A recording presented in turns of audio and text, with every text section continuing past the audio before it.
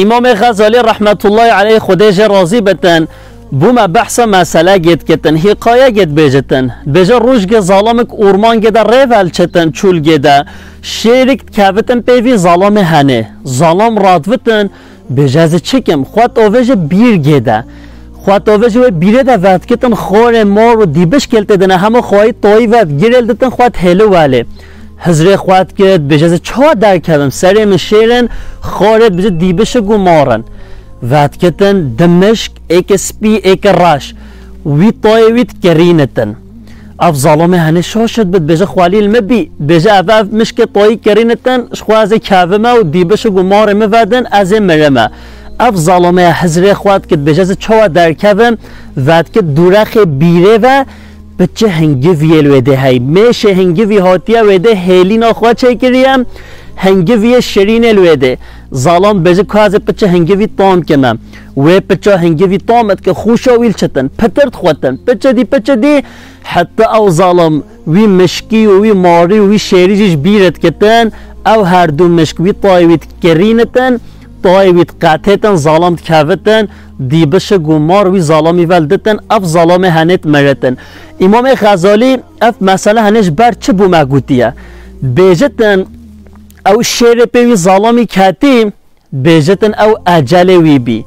بیجه او بیرا خو آوشتی تیده او قبر وی بی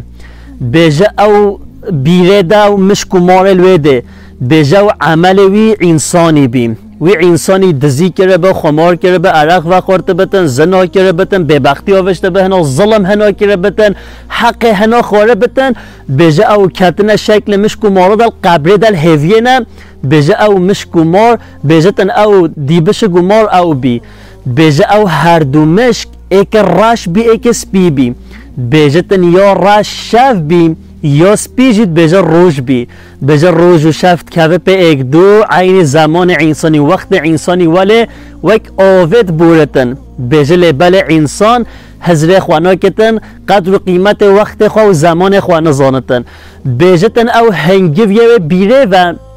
بیجه او دنیایا بیجه تن وی انسانی پچه تام کر هندی شریناتی و خوشاوی چون همی خور هیدی اجل خواهش بیر کر قبر خواهش بیر کر عمل خواهش بیر کر و او شف و روزش بیر کر وقتی ولی چو اف ظالم هند بجه حول حلاق بی عینی ولی برای من عزیز خواه من دلال اگر ماجی پچه او هنگوی تام کر شریناتی دنیاه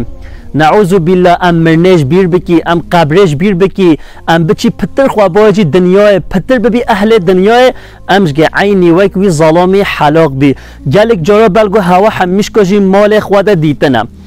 دمو شریناتی گه ام بری شاکر بتن سر دزگه متفاقه به مزل و مروف ده بتن